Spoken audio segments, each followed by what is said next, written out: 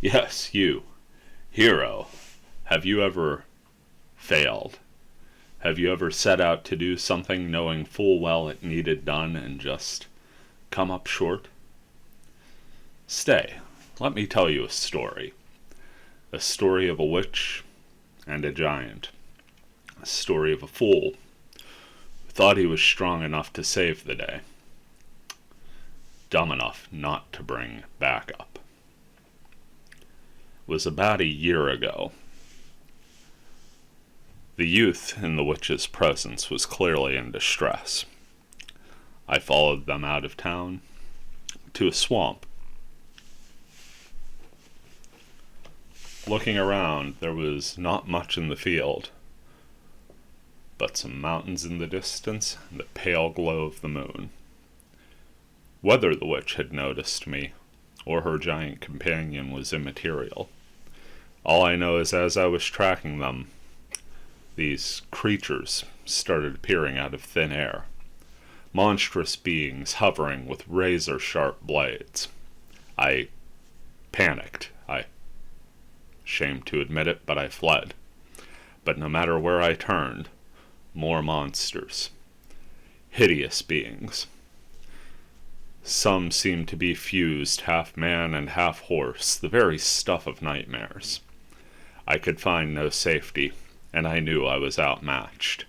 So I continued to run, looking for any place, any shelter that could be afforded.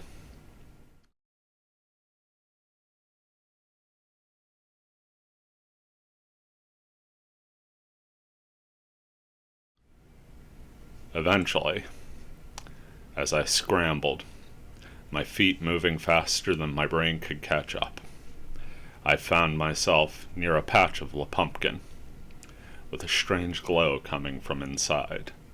Something drew me into the patch. I had to know what was causing that glow.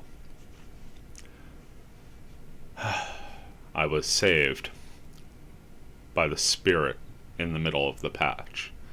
It dwelled in a magic spring and bade me to hide there until I was safe. Happy to get any respite from the monsters, I figured I would wait till they went away and resume my pursuit of the witch and the giant.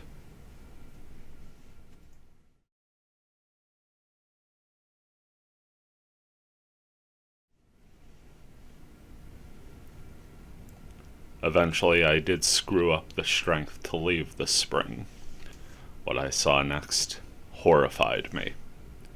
The witch had turned on her compatriot, frozen the giant in place, called up the very earth to swallow him. When little but his head and hands remained above ground, she cast another hex and grew him to even more monstrous proportions than before. A wicked smile on her face, she dragged the youth inside the giant's very mouth, using it as a hideaway. The giant, very much alive, was still able to talk, saying the one phrase it remembered: blood and fire. For a year, I've just sat in town trying to get the strength together, too humiliated to share my story until now. Perhaps you're stronger than I am. Perhaps you could take it. Maybe not on your own. Perhaps if you had friends, they could join you in this field. Stop the witch. Rescue the youth. You hear that sound? The twilight hour approaches. I'll go no further than this bridge.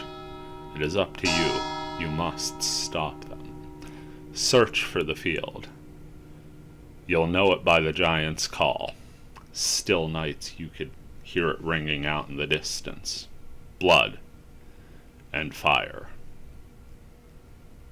I wish you luck, hero.